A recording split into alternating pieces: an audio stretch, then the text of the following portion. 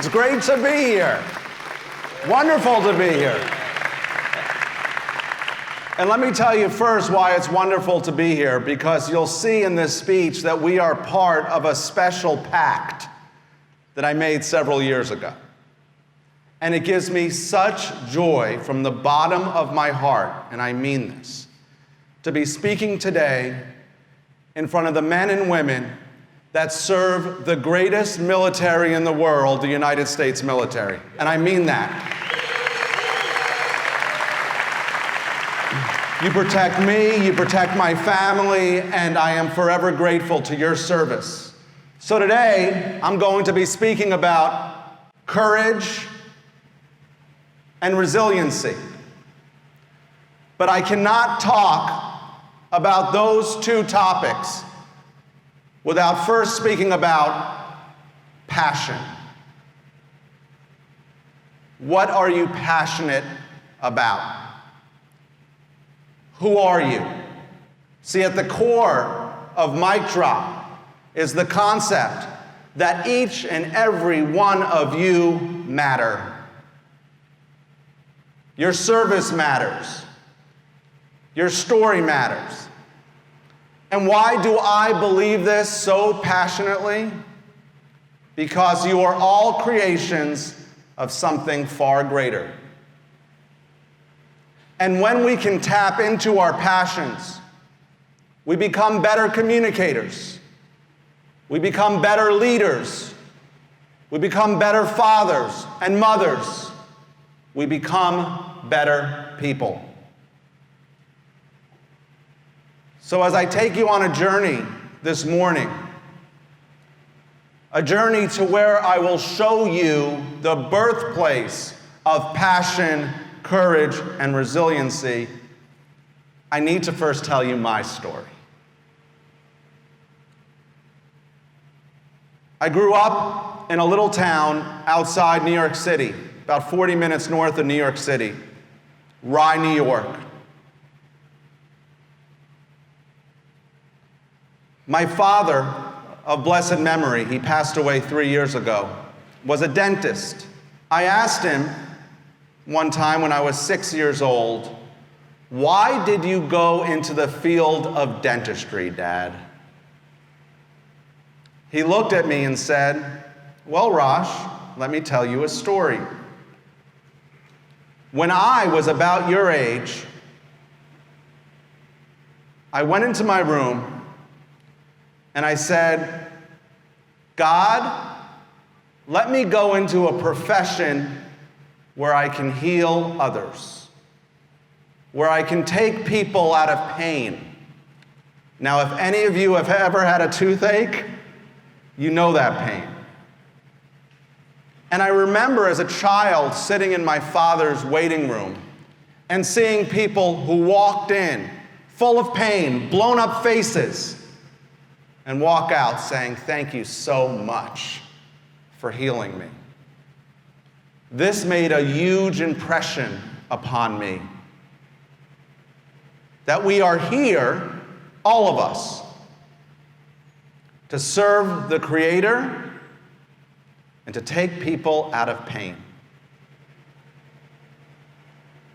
My father had a love for the theater. So at 8 years old, he took me on an open audition at the Public Theater in New York. He was a frustrated actor. He said, "Why not? I'll put my kid into it." I walked in, and I looked around the room, and there were like 250 other kids. And my father taught me an important lesson there. He said, "Rosh, put your shoulders back and be self-confident." So I walked in there as this little 8-year-old, and I was thinking of what my dad told me, and I put my shoulders back, and sure enough, I got the role in A Midsummer's Night Dream, and that really started my career. And it was interesting being a part of the theater because it opened my mind to certain concepts and precepts that were very deep for a child, but have stayed with me until this very day. I made my Broadway debut in 1983 in a show called Mame with Angela Lansbury. Has anyone ever heard of Angela Lansbury? Yes? So Mame was a show about this little boy, his name is Patrick Dennis, who goes to live with his aunt. And Mame was a larger-than-life character. So she takes in this little boy, and she taught him all of her ideals about life. In fact, the first number when Patrick meets Mame, she sings a song called "It's Today." Though it may not be, though it's far from your birthday, and though it's not the first of the year, this very minute has history in it, you're here.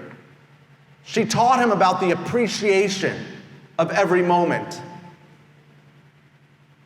And then, Mame lost everything.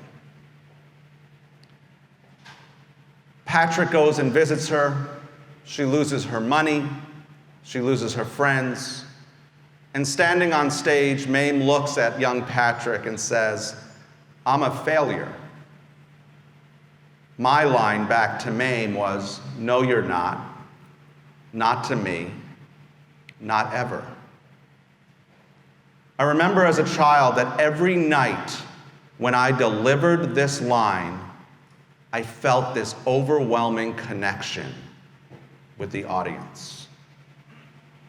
Because so many people out there go through struggle, and so many people out there feel like they are a failure.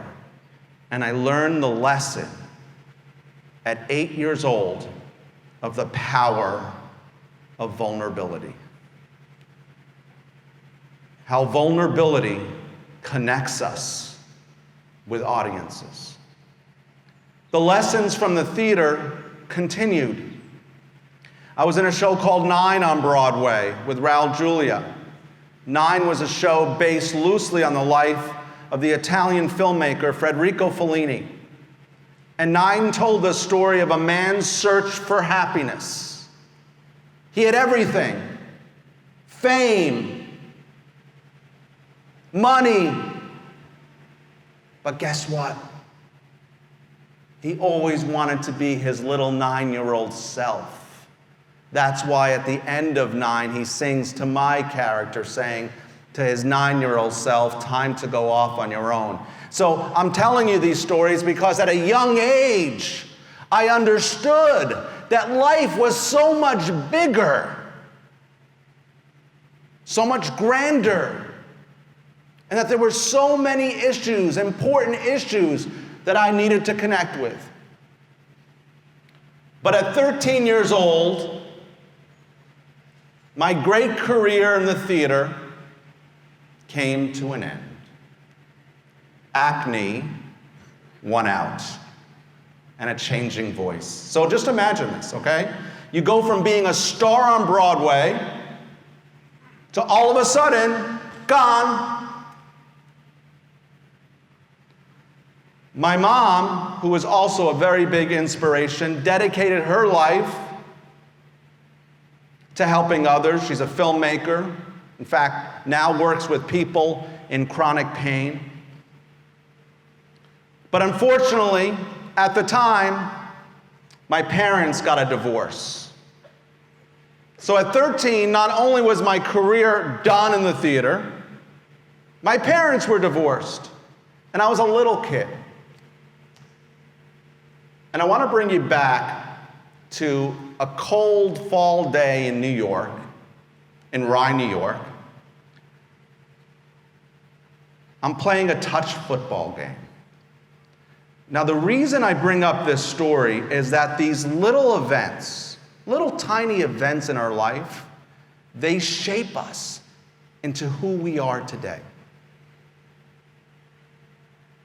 So I'm playing this touch football game. Lining up across from me, I won't give his last name just so I don't embarrass him. His name was John. Big kid. And I was this tiny little kid. And he lined up across from me and started calling me all these names. And as a sensitive kid, this pierced my soul. I got the geek. I got the nerd. Over and over and over again. The quarterback snaps the ball. He throws the ball to me. This was my chance at redemption. I looked up, and this football, I can still see it against the pale gray sky, was flying through the air, and I ran as fast as I could, and I caught it, only to be cracked in the ribs by this kid, John. That wasn't enough. John proceeded to sit on top of me after I had dropped the ball, continuing to bully and call me names. Now, why do I bring up on stage a story of a little bullying event from 13 years old?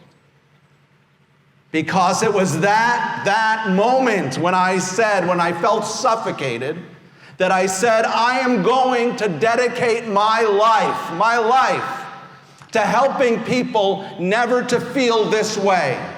Because guess what, everybody? Life has a way of bullying us. It could be your anxieties. It could be your fears. It could be your self-doubt. But the reason why 75% of the population is afraid of public speaking is because life gets the better of them. Public speaking has nothing to do with words. It has to do with self-confidence. And my job and our mission at MicDrop is to give that self-confidence back to each and every one of you, making sure that you know that you are special.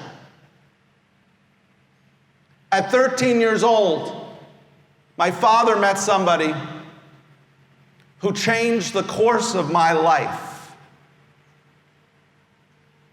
He was down and out. Divorce. And if anybody remembers, in 1987, there was a huge stock market crash. He lost everything.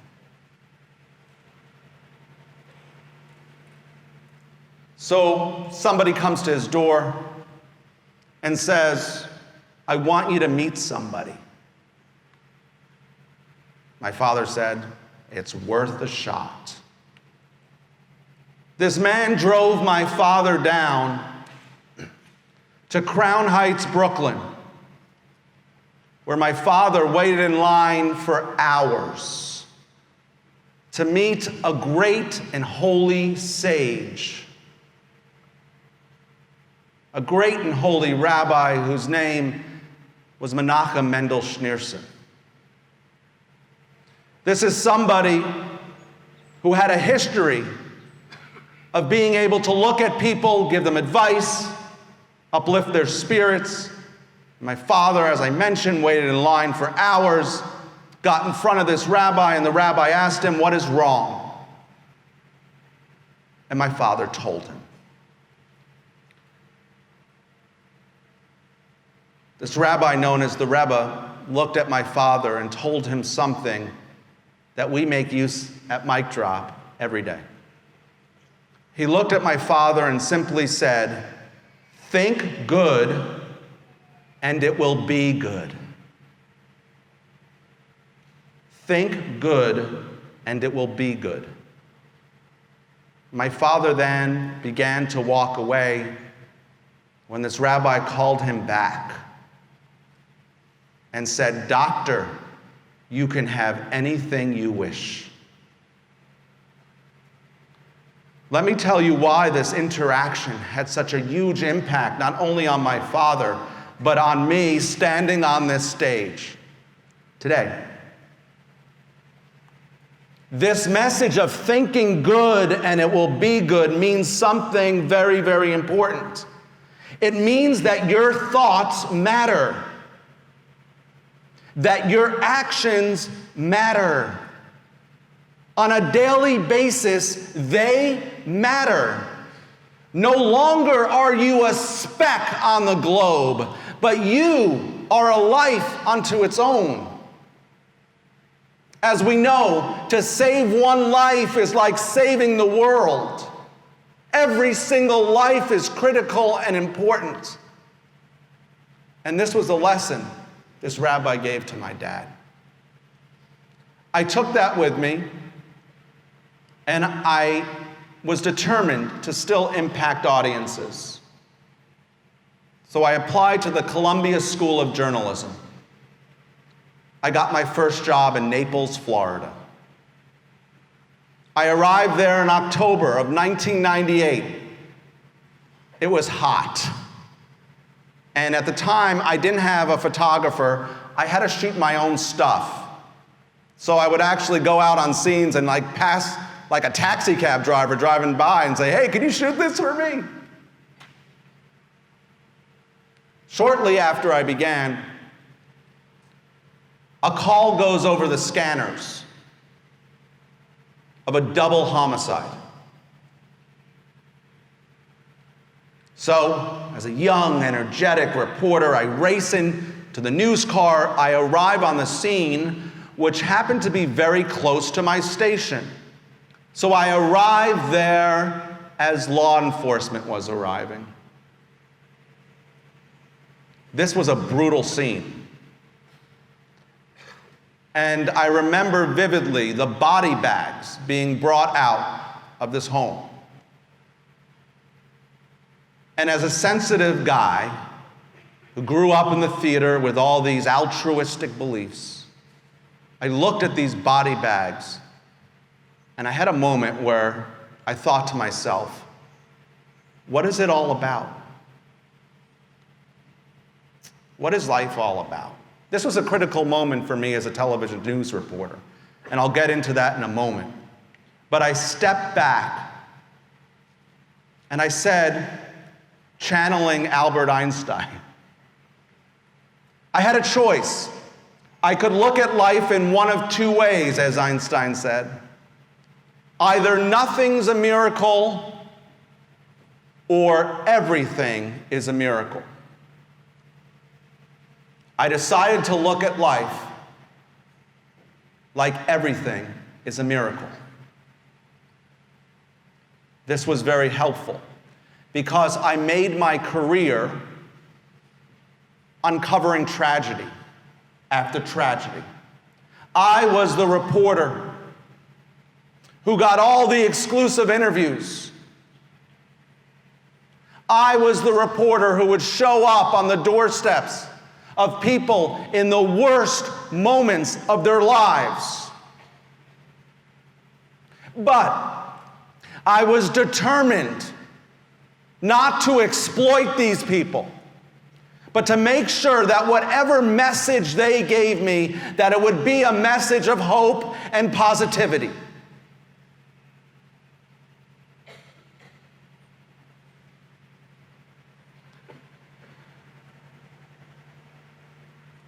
I got my first big break in Miami in 2002 when WSVN hired me.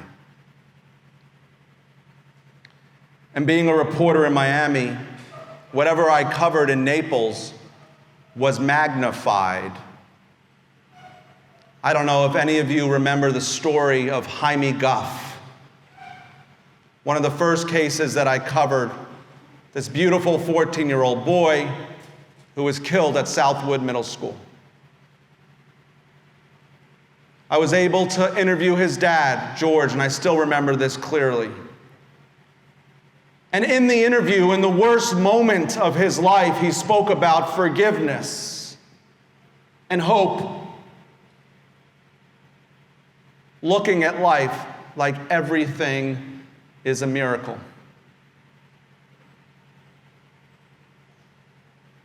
As I was covering these stories, I started a family.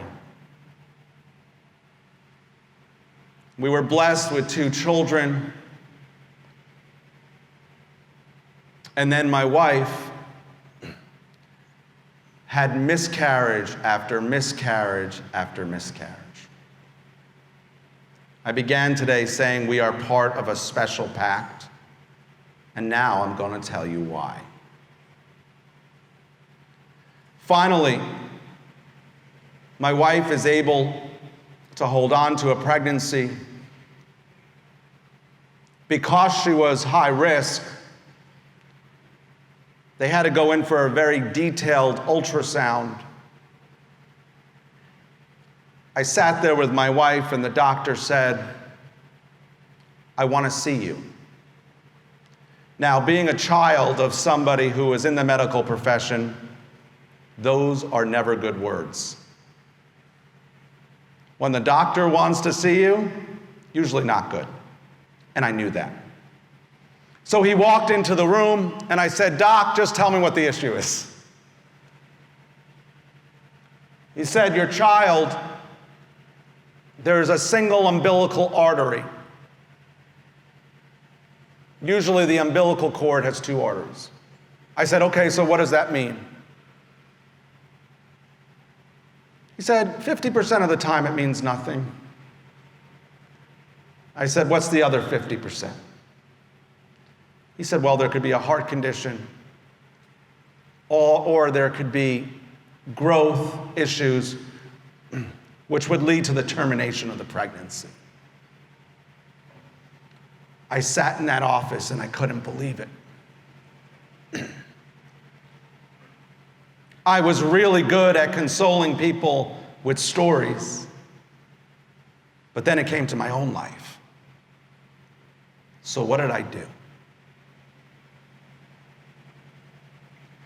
I said at that very moment, I'm going to make a deal. I'm going to make a pact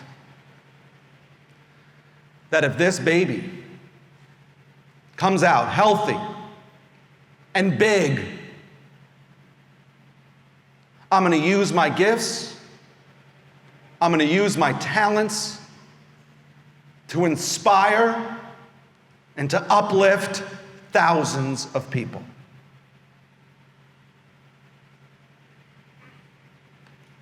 That baby was born, and as the doctor pulled him out, he said, "Congratulations, this is your biggest baby yet."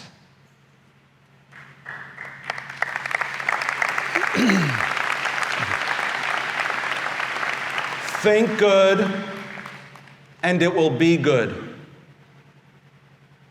Think good, and it will be good.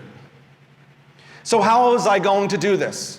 How was I going to inspire people? How was I going to help people?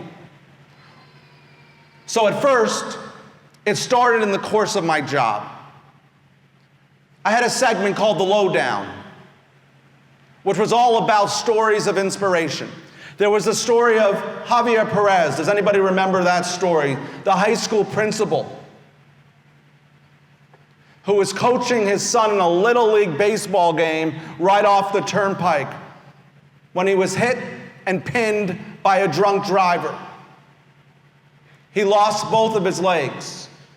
But instead of Javier being a victim in my segment, he said, "Thank God I was standing there and not my child. Do not be a victim." And I gave Javier this forum. There was another story of a man who we came across on 79th Street who was pinned underneath a car. My photographer caught this brilliant image of a stranger who was holding his hand until fire rescue arrived. My job was to find this man in the hospital and surely to find out who was this Good Samaritan. So I go to Jackson Hospital, I interview this man, and he pleads with me, "I want to find out who this woman was who held my hand." I said, "Why?" He said, "Because she gave me hope. When I was pinned underneath the car, I didn't know whether I was going to make it. But when the stranger reached out her hand to me, she gave me hope." So we did the story. And sure enough, the next day we get a call from this woman. She was working at a nearby pizza store.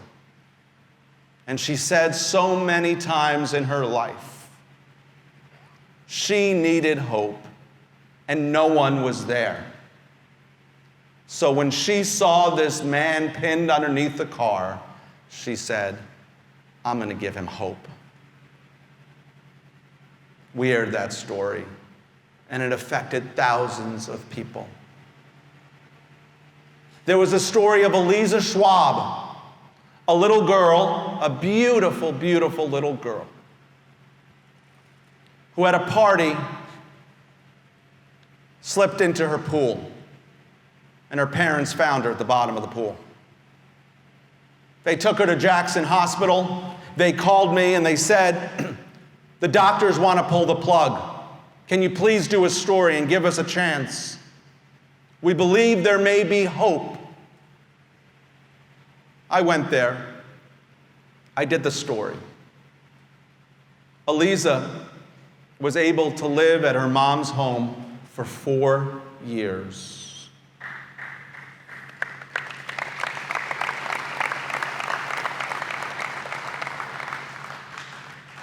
Eliza passed away, and her mom told me, Rosh, thank you for giving me the last 4 years. It's reframing what happens to you in your life, which is key. But I knew I could do more outside of TV news. I knew it was my mission to help people, just like my dad helped people in pain. And that's when I met Ellie Nash, who is here in the audience today.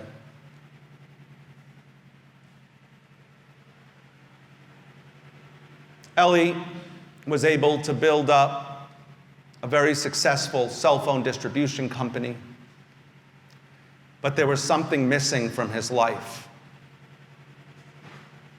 He couldn't speak. He couldn't stand in front of an audience. He was in his own jail. I knew that I had a method of connection. I grew up this way. I grew up on the stage. I grew up in front of audiences. I told Ellie, I said, I can help you. Give me a chance. So he came to my house, and we started going through his story. I tried to figure out what was holding back somebody who was a leader, who had more than 100 employees, from simply being able to stand up at a meeting and speak effectively. Ellie told me his story. At 8 years old, he was molested by a family friend, suffocated. He had lost his voice. Life had stolen his voice. I said, I'm going to help you get your voice back. We are going to go through a method that if you trust me, you will stand on a stage in front of hundreds of people and use your story to uplift others. At first, Ellie was skeptical. How am I going to do this? Great leaders, great speakers are vulnerable. There is a great strength in vulnerability. This is where trust is born. When you are able to say, I'm scared, or I need help. This is how you impact audiences. Audiences want truth. So Ellie began his speech with a picture of himself as this beautiful 8-year-old boy. And instead of giving an audience stats and data and quotes, he opened up with him. I still remember that speech, and it was seen by thousands of people. Now, let me tell you why this is so important. Imagine if Ellie would have kept that story inside. Not only would he have lost his voice, but all the thousands of people that he has helped who were molested and abused themselves would have been robbed of the opportunity of inspiration. See, it's not just about us. It's about sharing our story so we can uplift and we can impact others. When you are silent, you rob people of that opportunity. And I said at that moment, I said, oh my goodness gracious, I have a method that can work on anyone. On anyone. I can bring people back, people who felt like they were forgotten about, or that they were worthless, or that their story doesn't matter, and I can put them on a stage just like this and say, you matter. And I've done it. I have trained hundreds and hundreds of people to stand on a stage just like this and tell the world your story and that you matter. I'll give you 3 quick examples.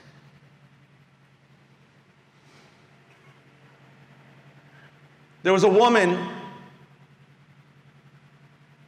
who came to one of my workshops at MicDrop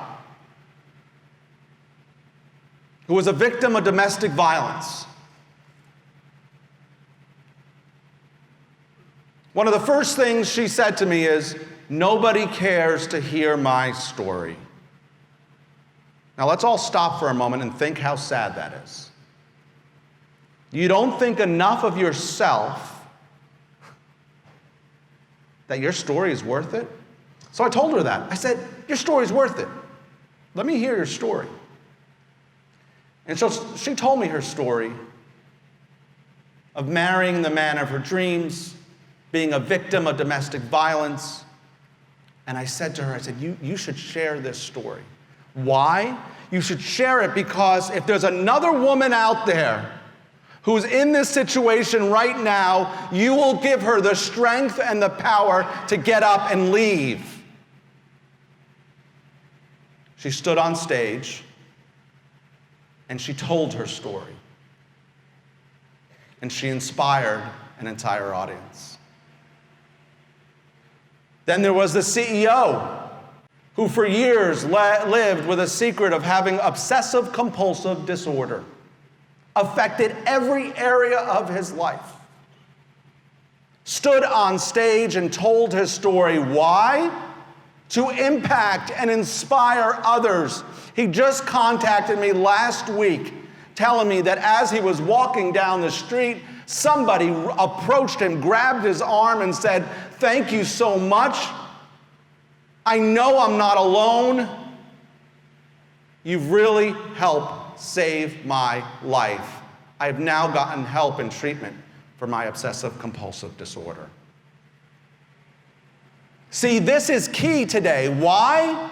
Because so many of us and our family members, we hide behind our cell phones. Have you ever seen this? You walk in, hi, how are you? Good, how are you? There's no more communication.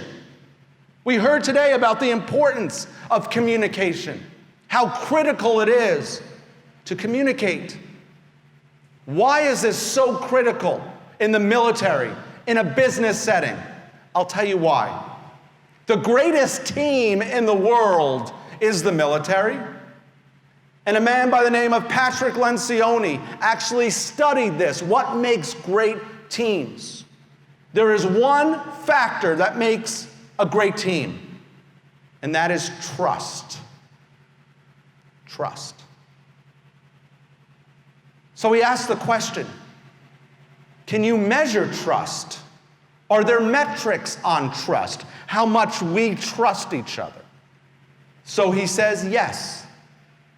We know what a bad team is. A bad team is fueled by ego, where people feel as if they don't have a voice, where people feel like they aren't inspired. What makes a good team and what are the measures of trust? So he says a couple of things. Number one, the ability to admit to weaknesses. And number two, the ability to share your personal story. Isn't that incredible? When you feel like you can sit down next to your colleague and say, this is my story. This is what creates trust.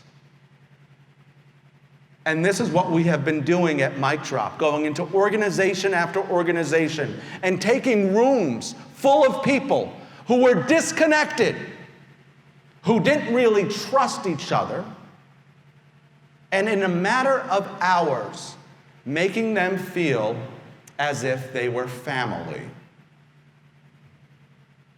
And I always use this as an example, and it's great that I'm standing here now because it applies now more than ever. If I'm going into battle,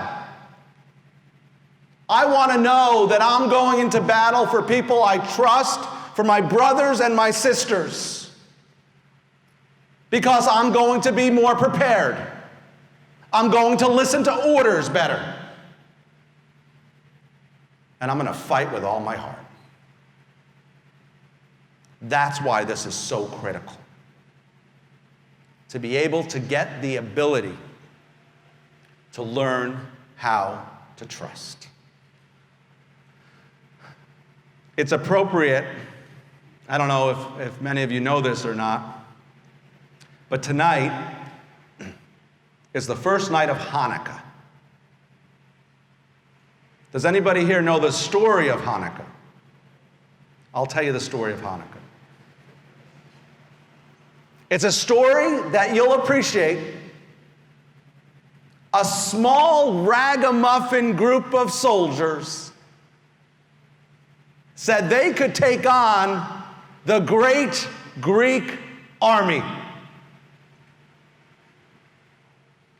Judah Maccabee. How in the world were they going to do that? They were a team. They had belief in one another. They believed that they were special and unique creations. And they believed in miracles. And this teaches all of us a great lesson, that we are all here to bring light into this world. That if we work together, and let me tell you something, we need you. I'm talking from a personal perspective. We need all of you to operate at the maximum capability, because our children, I have 4 boys. Let me say this very clearly. My 4 boys depend upon you. And that's why when I started this event, I said it gives me such a special honor to be speaking in front of the men and women who protect us. We need you.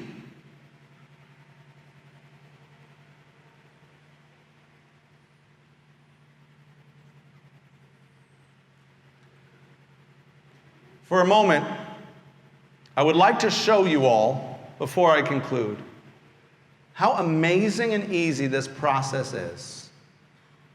Can I get a volunteer? Somebody who has a message. Let me get one volunteer out there. Okay, there's a volunteer. Come up on stage.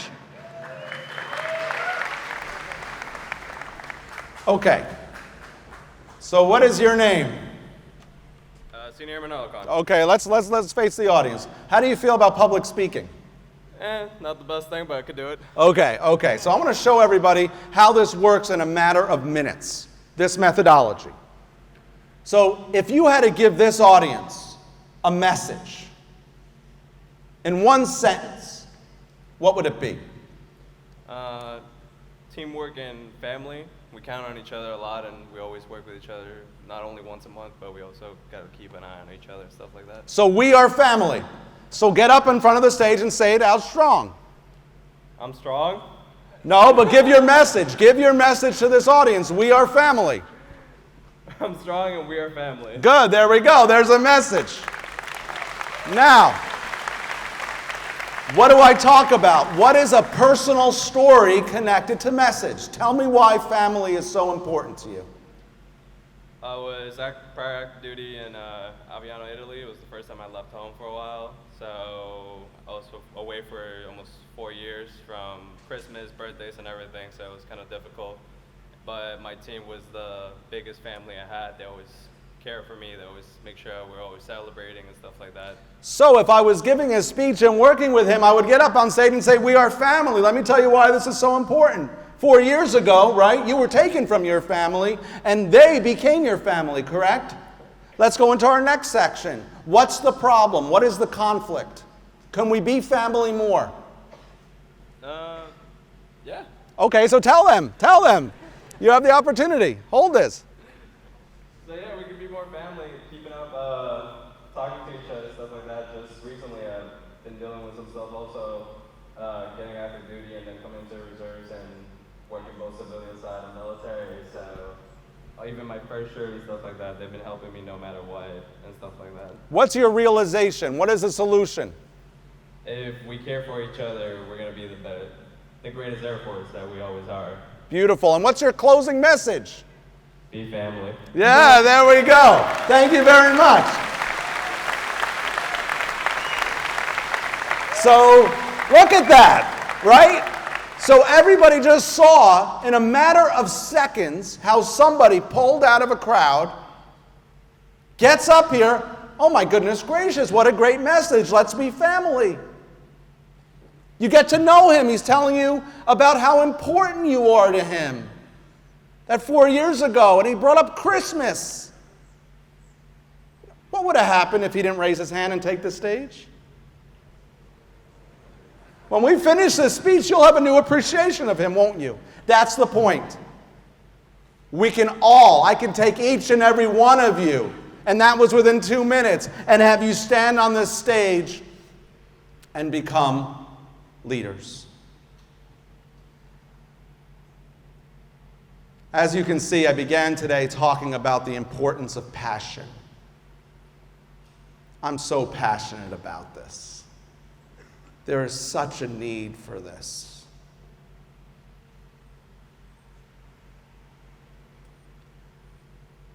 I want you leaving this hangar today to recognize 3 things. We spoke about courage and resiliency, but I really don't believe in resiliency. See, we're all on a journey. Everything that happens has good in it, even if we can't see it sometimes.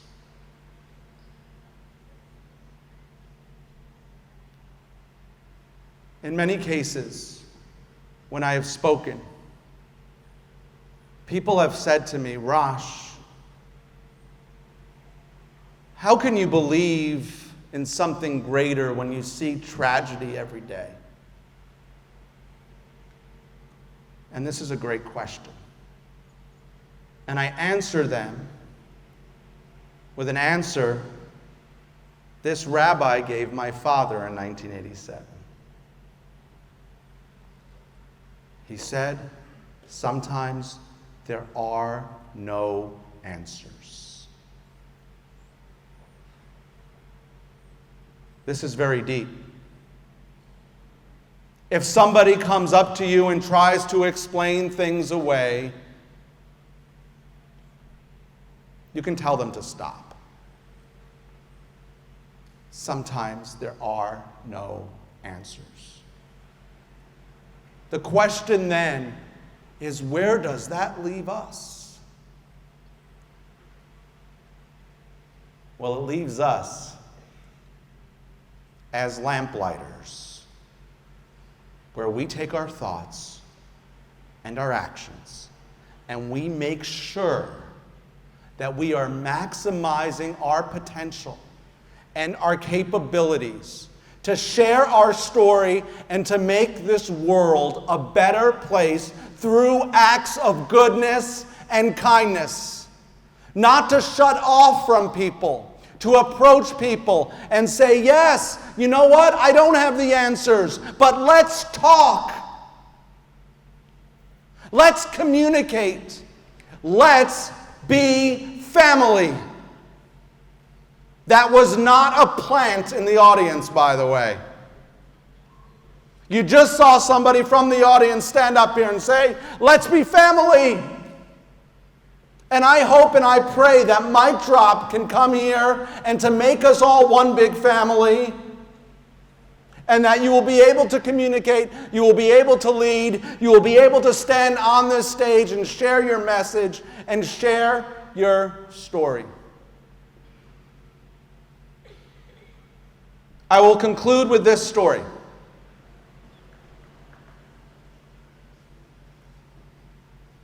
A story that touched me very much. And it's of a young teenage kid. And he was very idealistic. So he thought he would make it his life's mission to come to South Florida and to go into old age homes and to help people in the last few weeks or years of their life to feel like there was something more, something special. And he would try to start some of these prayer groups.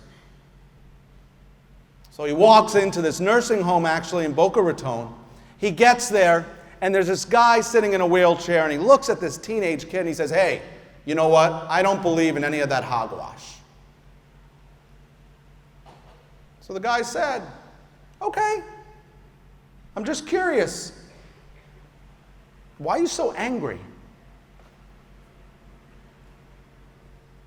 So he tells this kid, this teenage kid, the following story. He goes, you want to know why I'm angry?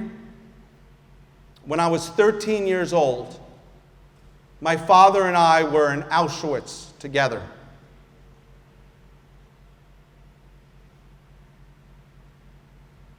It was the time for my bar mitzvah, and my father had hidden in the ground a very sacred thing that would be part of my bar mitzvah. So early in the morning, he went out and he dug it up. And the SS caught my father doing that. And you know what they did? They took my father in front of me and they shot my father in the back of the head. And at that moment I said, you know what? I'm done. I'm done. So this man in his late 80s told this teenager, don't you come here and tell me to believe in something greater. There's nothing. This teenager had the presence of mind to look at this man and to say to him, for 60 plus years you have been separated from your father. He said, how so? This teenager said, your father died trying to connect with something bigger than us. By you disconnecting, you have separated yourself from your dad. There are no answers to why your father was killed in front of you. But by you disconnecting, that surely isn't the answer. The next day when this teenager walked in, this man said, I want to be part of the prayer group. He was for 14 days and he passed away. His daughter wrote a letter to this teenager, which is actually published. And it reads the following.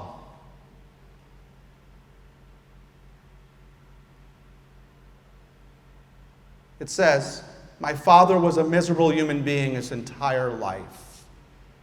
He hated people. He was angry.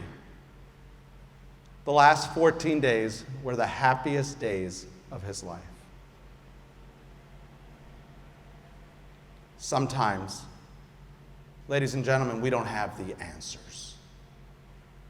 But what we do have is the ability to join together as family, to be courageous, to have passion, and to be resilient. Thank you very much, everybody.